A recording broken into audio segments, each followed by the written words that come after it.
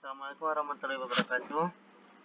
Selamat pagi, siang, malam, atau sore dimanapun kalian berada, College Setiawan yang kami banggakan.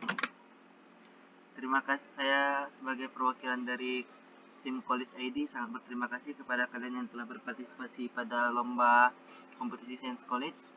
Dan untuk menyelesaikan amanah kami dalam kompetisi ini, di sini saya akan membahas beberapa soal pembahasan dari Science Competition kemarin, yang sebelumnya, lomba gratis pertama kami.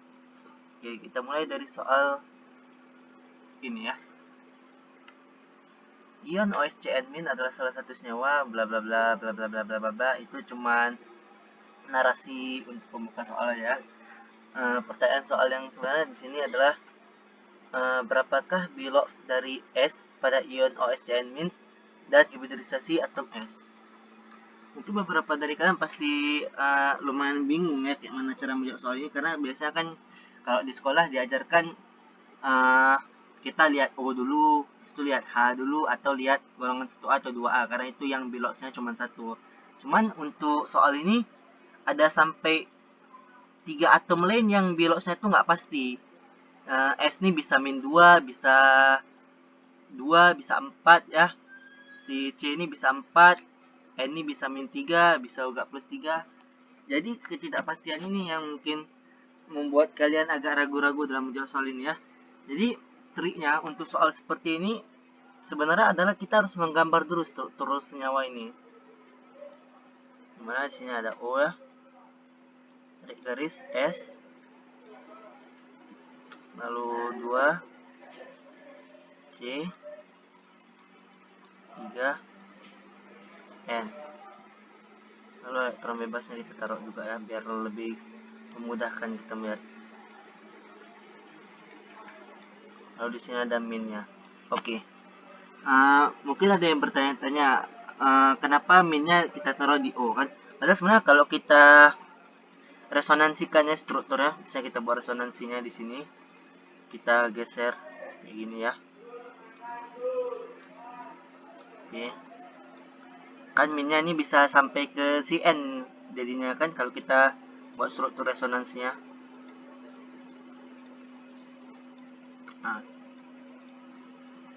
Cuman kenapa kita anggap yang struktur di sebelah kiri ini yang paling benar? Karena elektron itu cenderung lebih suka berada di atom yang lebih elektronegatif. Nah, keelektronegatifan atom itu kan kalau kita lihat di tabel periodik, bisa kita lihat yang paling kanan di tabel periodik, dimana bisa kita lihat bahwa O itu lebih di kanan daripada N. Jadi O lebih elektronegatif daripada N. Oleh karena itu, yang di sebelah kiri ini bakal lebih stabil, lebih benar strukturnya dibandingkan yang sebelah kiri. Makanya kita ambil struktur sebelah kiri untuk kita tinjau lebih jauh ya. Aku gambar ulangannya dulu lagi, sekali lagi. Tanpa harus gambar elektron bebasnya sih, supaya nanti lebih memudahkan kita waktu lihat hibridisasinya ya. Oke. Min 1, 2, 3, 4, 5, 6. Oke.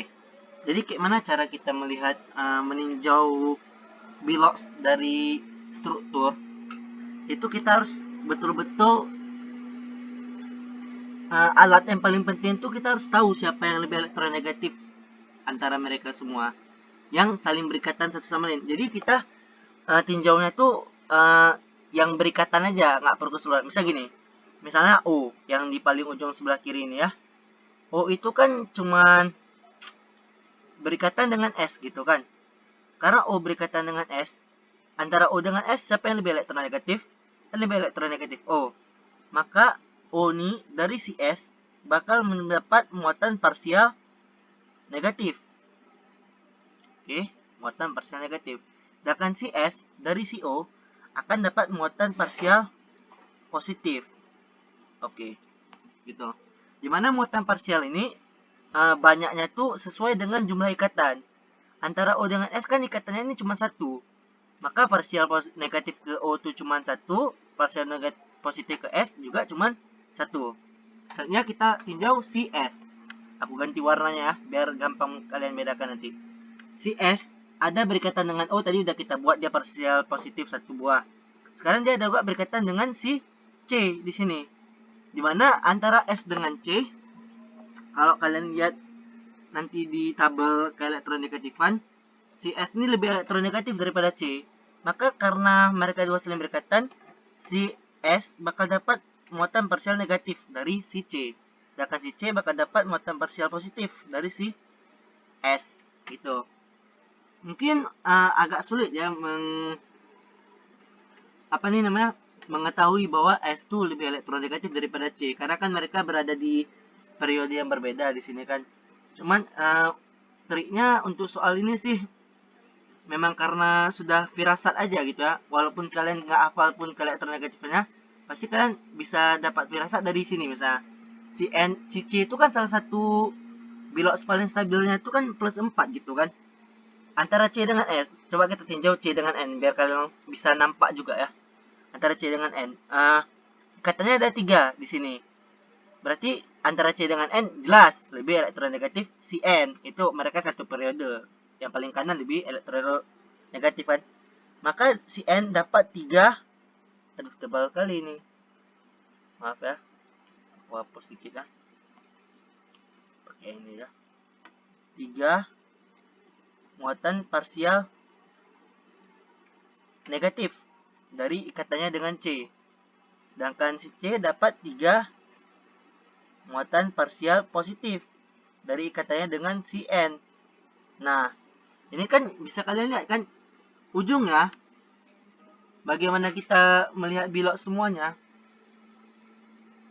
Ya. Maka si O ini punya muatan biloknya min 1.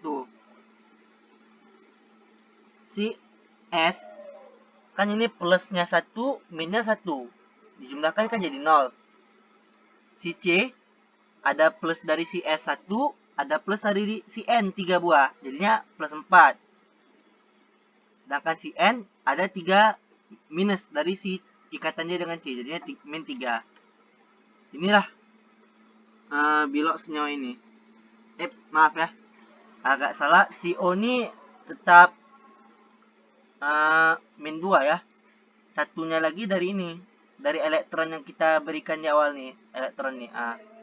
Nah, jadi tetap min 2. Jadi kan karena kan senyawa ini harusnya bilos akhirnya itu kan min 1 kan. Karena kan OSCN min. Kalau kita kurungin kan gini ya bentuknya. Kurungin ada min 1. Jadinya kan ini min 2, min 3 plus 4. Baru cocok sama dengannya min 1 ya kan. Kalau tadi O-nya cuma min 1, 0 jadinya kan. Mungkin 0 kan. Berarti O-nya min 2 ya. Kita masukin juga muatan yang dia miliki itu supaya jadi stabil. Oke. Begitu. Jadi pertanyaan bilok sudah terjawab. Bilok si S 0. Sekarang pertanyaan mengenai hibridisasi gampang saja ya lihatnya. Hibridisasi itu kalau ikatan itu dihitung 1. Jangan warna inilah. Biar enak dilihat warna hijau aja. 1 2.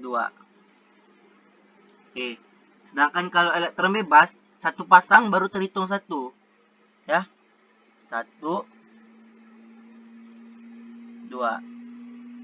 Oke. Berarti kan totalnya itu ada 4 tangan ya kita bilang gitu ya yang tersedia. Dimana kalau 4 begini bentuknya itu hibridisasinya itu sp3. Ini cara cepat untuk melihatnya ya.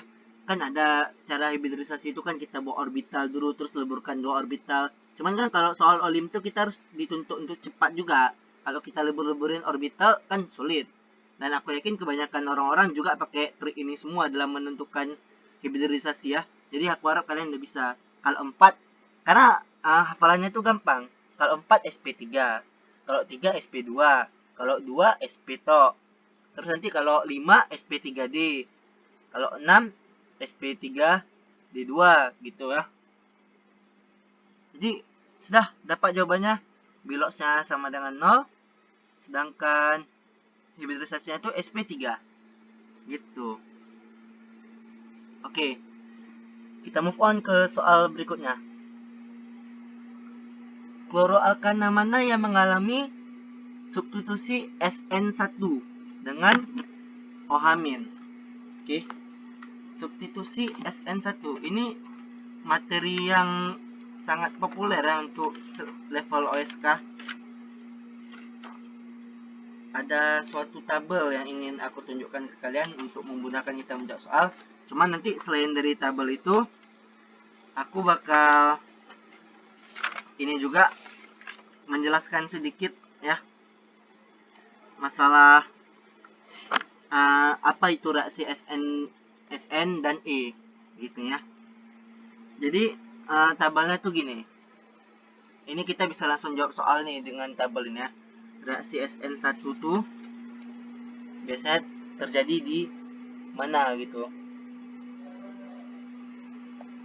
Oke. Jadi tabelnya tuh gini. Sekarang seharusnya aku buat lebih duluan sih tadi tabelnya, cuma lupa aku persiapkan ya. Maaf lah. Nanti mungkin ini aku nggak bakal banyak bicara, jadi waktu kalian udah terima video ini bisa kalian skip aja ya. Karena mungkin akan agak sedikit lama aku buat tabelnya. Oke. Jadi aku nggak akan bicara selama proses pembuatan tabel ini supaya nggak ada informasi yang kalian lewatkan nanti. Nanti begitu tabelnya udah selesai baru kita lanjut bahas ya. Oke. 1-0. Next.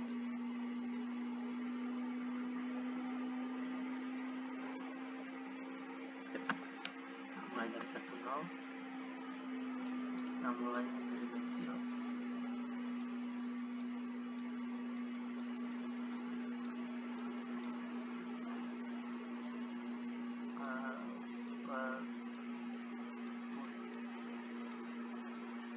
SN2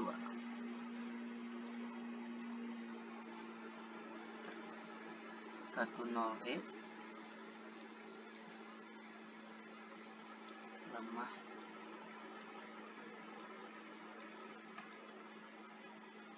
kuat non-steri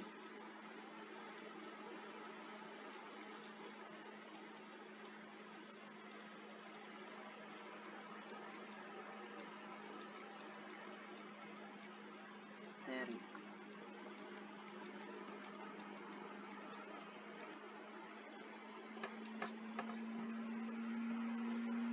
SN2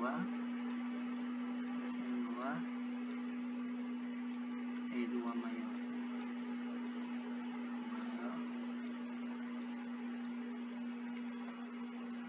SN2 minor.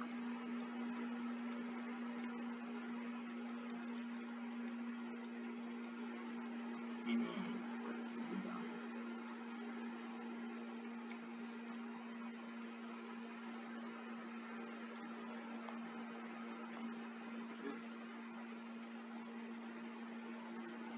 Dua nol. Yes. Lemah. Kuat.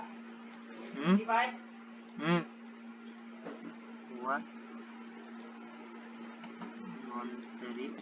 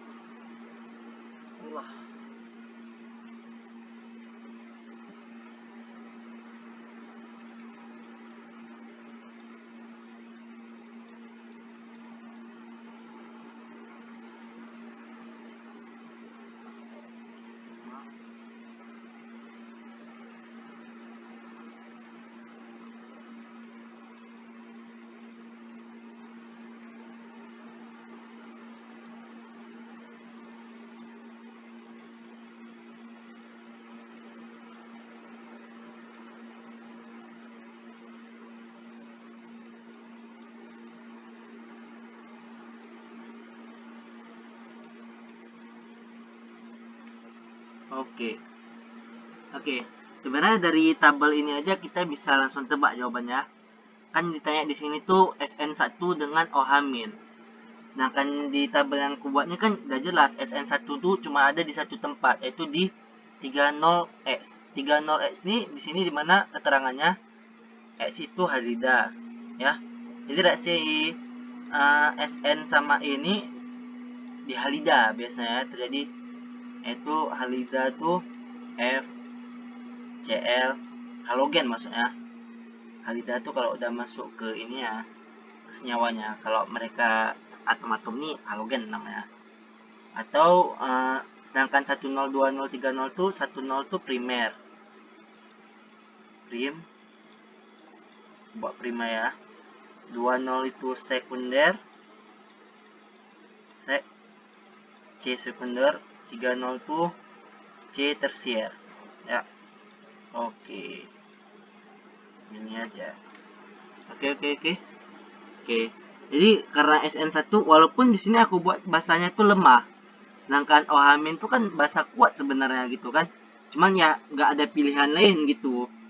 Karena 30 kalau jadi walaupun biasanya tuh cenderung basa kuat pada tersier tuh membentuk E1 atau E2, bukan berarti SN1 tuh nggak mungkin terbentuk. Mungkin terbentuk tapi mungkin sekedar produk minornya saja. Tapi karena yang ditanya di soal memang SN1 dengan OH-, ya udah kita jawabnya B di sini ya. Kayaknya kita jawab B karena B ini kan C tersier jadi C yang mengikat 3 C lain, C tersier. Oke. Jadi sebenarnya apa itu istilah SN1, SN2? Jadi SN1, 2 bla bla bla bla bla bla ini itu menandakan ininya mekanisme bagaimana reaksi itu terjadi ya. Yang dimana yang penandanya tuh satu itu cenderung terjadi pada basa yang kuat atau nukleofil yang kuat. Di sini selain basa bisa nukleofil juga ya. Basa dan nukleofil. Nah, dimana basa itu terjadi pada reaksi E, eliminasi. Sedangkan nukleofil itu kita sebutkan kepada yang reaksi substitusinya. Sebenarnya sama, substratnya tuh bakal sama gitu basa. Misalnya OH- tuh bisa kita bilang basa, bisa kita bilang nukleofil juga, tergantung mekanisme reaksinya.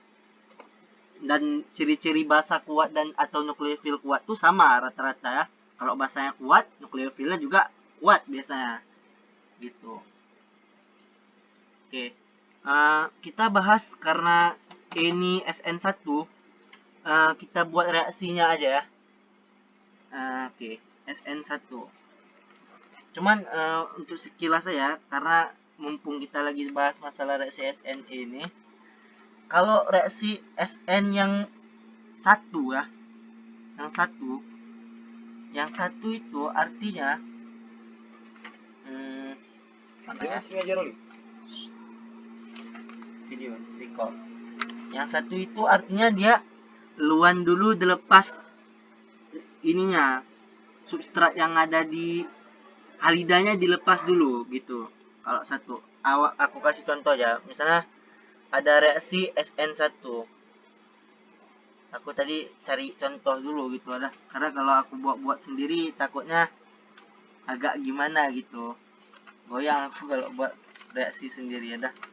Jadi lebih bagus memang kita ikut reaksi yang sudah ada dari awal gitu ya. Misalnya reaksi SN1. Nah ya, kita cari reaksi yang enak, yang ada mekanisme dikit ya, biar asik. Oke, misalnya gini, ada penguatan. Misalnya ada, kita biar bisa bedakan antara SN1 sama SN2 aja, itu aja yang penting ya. Nanti kalian belajar lebih lanjut lah kayak mana jelasnya masalah reaksi-reaksi SN nih. Oke, jadi apa aku bilang, kalau lambangnya itu 1, si halida itu duluan pergi sebelum reaksinya masuk. Misalnya reaksinya apa di sini kita pakai ya. Karena SN1 itu biasanya pakainya basa lemah, jadi kita pakai tambah H2O aja. Biasanya itu basa lemah, soalnya H2O itu kan bisa kita bilang basa lemah, bisa kita bilang asam lemah, bisa keduanya ya. Oke. Jadi mekanismenya tuh si Br ini bakal pergi duluan. Akibat si Br tuh pergi, kan bakal ada positif di sini. Ada karbokation ya. Kalau ada positif di karbon ini biasanya disebut karbokation ya. Oke. Karena di situ ada positif. Nah, sedangkan si H2O ini kan nukleofil gitu kan. Nukleofil tuh dia suka menyerang yang positif-positif gitu H2O-nya. Cuman di sini bakal ada pengecualian dikit ya. Tapi jangan sih ya. Kalau aku buat penataan ulang nanti gimana ya? Aku takut kalian agak nggak ngerti pula nanti. Nggak usah pakai penataan ulang. Aku ganti aja contoh soalnya. Nanti takutnya nggak ngerti pula. Kalau memang kita kan belajar dasar ya. Kita yang lurus-lurus ya. BR.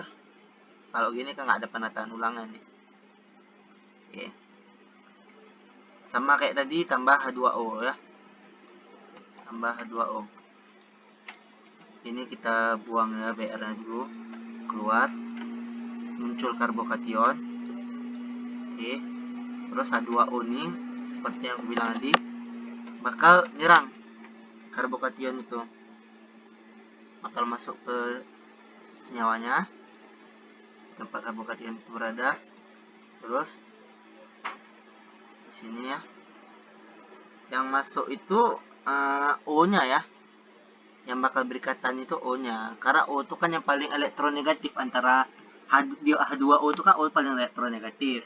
Ya pasti O yang elektronegatif bakal nyerang si karbokation yang positif. Itu aja logika. H, karena tangan O-nya jadi ada 3, O-nya ini jadi positif. Oke. Terus dari positif ini kita ubah supaya hilang positifnya. Diserang lagi pakai H2O sekali lagi. H2O ini bakal serang H nih. Itu si rangkap nih elektronnya bakal tutup si positif tadi. Karena rangkap itu kan berisi elektron dia kan. Nah, selesai tugasnya. Padahal kita produknya OH di sini. Ini reaksi SN1. Itu reaksi SN1. Sekarang reaksi SN2. Reaksi SN2. Kita ambil yang di jawaban saya gitu ya. CH3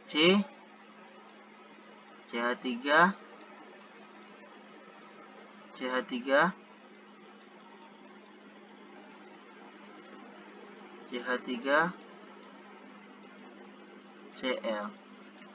Jadi kita balik ke tabel sebentar. Mungkin kalian bakal melihat pola kalau kenapa SN2 tuh sukanya sama yang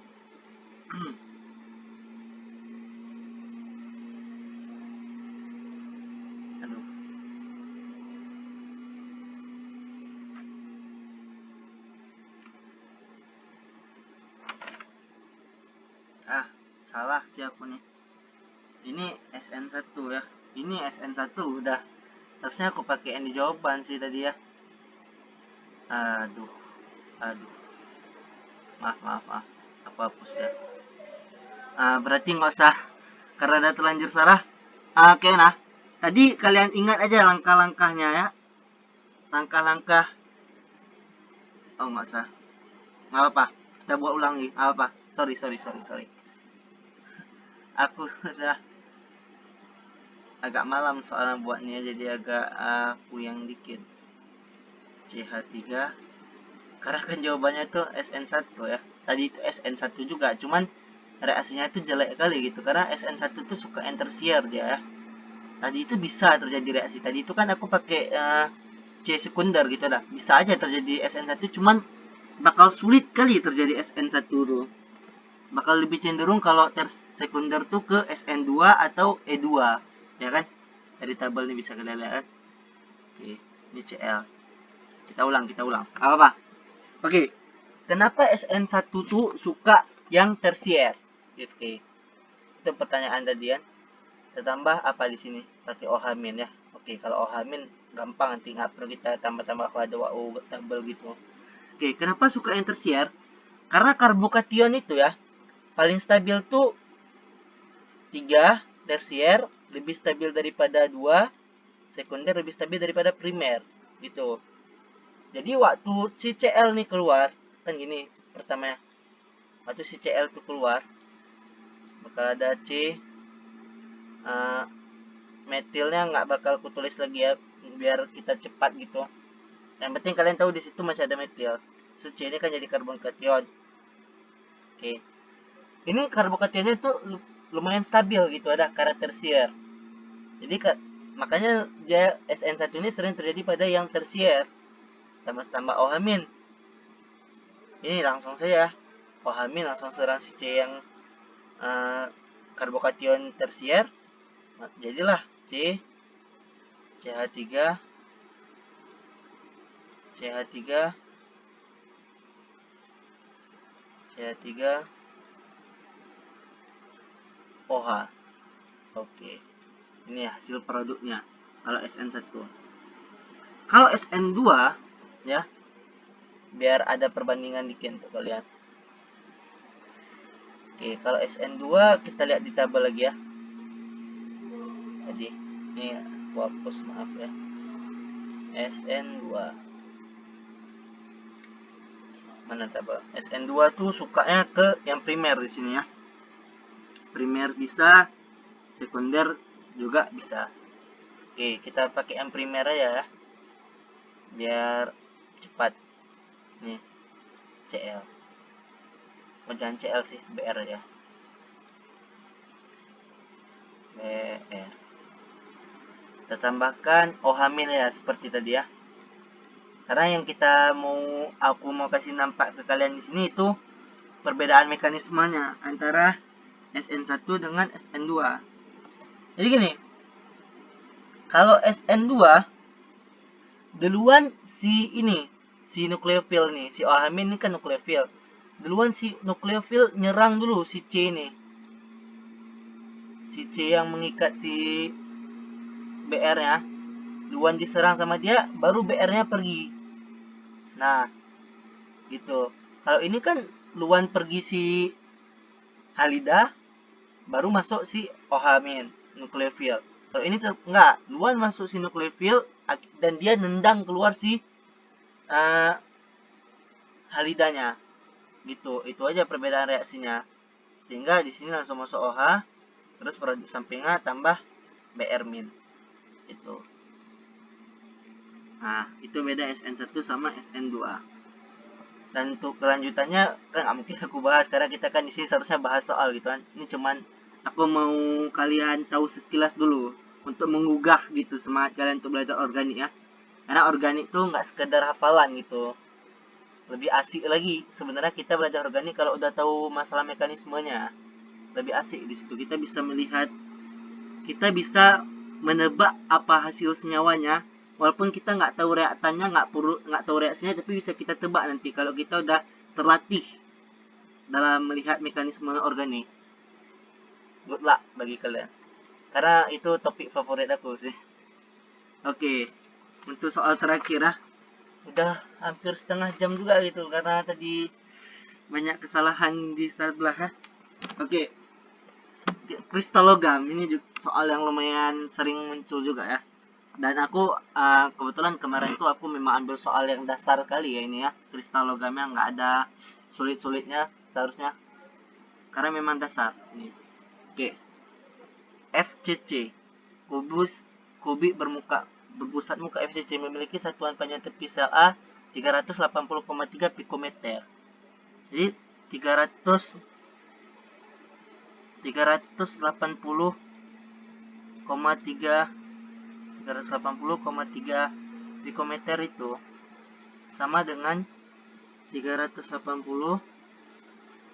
nggak usah aku ubah ratusannya ya biar nggak payah, kita nggak pusing pikirin lagi karena kan anak kimia tuh kan kita kan punya kalkulator gitu, jadi nggak perlu kita sibuk mikirin 10 pangkat sampai ke desimal kedua gitu ya, komanya 3,8 itu nggak perlu, kita tinggal cemplungin ke kalkulator ya, kali 10 pangkat min 10 cm. Oke, ini kenapa aku ubahnya ke cm, kenapa nggak meter? Karena rho yang dikasih di sini kan gram per cm pangkat 3, rho nya kan dalam cm, jadi kita harus samain volumenya cm juga nanti. Oke, pertama, kubus berpusat muka itu apa? FCC. Jadi ini memang hafalan gitu ya. Kubus itu ada FCC, ada BCC, ada kubus sederhana yang kubus-kubus umum. Nanti ada kubus-kubus yang kristal-kristal yang lebih rumit lagi gitu. Kalau udah kristal molekul ada kristal rutil, ada zinc blade. Itu cuman dah agak lebih tinggi ya. Kalau untuk KSK biasanya yang sederhana-sederhana gini dulu. Oke. Jadi arti warna-warna yang ku kasih nih ya. Yang kuning ini artinya dia di tepi sudut setiap kubus. Nah, sedangkan yang hijau di apa tuh namanya? Di sisi kubusnya. Nah, aturan dalam kita melihat berapa atom yang masuk dalam kubus tuh dalam suatu struktur kristal, gini dia. Kalau si atom tuh ada di tepi-tepi pojok, kayak yang kuning nih, itu yang masuknya tuh 1/8-nya. 1/8 dikali 8. Kan ada 8 buah nih yang di pojok, kali 8. Berarti ada satu atom yang berada di sudut-sudut di sudut-sudut ininya, titik sudut kubusnya. Sedangkan kalau yang di sisi seperti yang hijau-hijau ini kan ada di sisi. Itu masuknya tuh setengah totalnya. Setengah dari atom yang masuk. Setengah dikali ada berapa atom nih? 1, 2, 3, 4, 5, 6. Kali 6. Setengah kali 6 kan 3 atom berarti yang masuk. Gara-gara berada di sisi kubus. Kita jumlahin lah. Berarti total atom yang berada pada ini kubus FCC, face centered cubic, itu 4 atom totalnya. Gitu.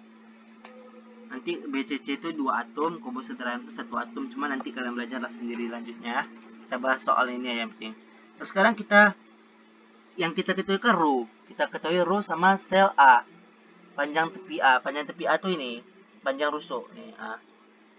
Ini panjang tepi A. Panjang tepi A-nya berarti 380,3 kali 10 pangkat min 10 cm. Ya kan? Easy lah. Oke. Karena kita ketahui rho, kita turunin dari rho dulu rumusnya. Ya. Rho sama dengan M per V. Dimana kita mengetahui bahwa M itu massa sama dengan mol kali AR. Oke, kita ganti. Sama dengan mol kali AR per V. Dah. Terus kita ketahui juga bahwa mol itu sama dengan jumlah partikel atau jumlah atom yang ini tadi, yang 4 atom nih, dibagi dengan bilangan Avogadro. Bilangan Avogadro bisa dilambangkan dengan L ya. Kita ganti lagi, kita masukkan lagi ke sini. Berarti jumlah partikel kali AR per V dikali L. Nah, dapatlah rho-nya. Sedangkan yang ditanya di sini kan atom logam apa itu? Yang diketahui di sini kan cuma nomor atom ya. Cuma kan nanti itu nggak penting sih. Sebenarnya kita bisa identifikasi juga logam itu kan dari nomor masanya. Nomor massa itu apa? Ini AR. AR itu kan nomor massa. Nanti dapat nomor massa, bisa kalian lihat tabel periode apa jawabannya gitu kan. Dah, lanjut aja terus. Kita berarti cari AR. Berarti AR itu sama dengan rho kali V kali bilangan Avogadro per jumlah partikel dikali AR. Dikali AR. Perjumlahannya semua. Rho-nya 12,45. Kau rekam apa? Rekam. Kau ngomong yang gede-gede. Ya, masuk nanti. Tersebar satu Indonesia. Udah, apa? Itulah ya, aku tambah. 12,45. Ulang aja. Udah setengah jam betul. Volumenya ini kan volume kubus ya. Rusuk dipangkat 3 berarti 380,3 kali 10 pangkat min 10 dikubikkan. Itu langsung masukin ke kalkulator aja ya. Biar jangan aku soalnya kayak agak repot kali kalau tulis ulang lagi. Ini kan keterangan simple gitu kan, kalian bisa hasilnya kalau udah kalian masukin ke kalkulator. V nya tuh 5,5 kali 10 pangkat min 23. Sedangkan L nya bilang Avogadro udah tahu semua kan, 6,02 kali 10 pangkat 23 dibagi jumlah partikelnya di FCC 4 buah tadi udah kita lihat kan. Dapatlah AR nya tuh setelah dicari-cari 103 AR nya. Nanti bisa kalian lihat di tabel periodi bahwa atom yang AR nya tuh 103 adalah ini RH dengan nomor atom 45. Oke, sekian pembahasan soal SCO. Terima kasih sekali lagi karena telah mengikuti lomba kami. Mudah-mudahan kalau memang kalian merasa terbantu dengan kehadiran College ID di event-event selanjutnya, mau ikut lagi gitu. Dan memang kalau ada kesalahan dalam soal-soal yang aku buat ataupun jawabannya, aku mohon maaf. Assalamualaikum warahmatullahi wabarakatuh.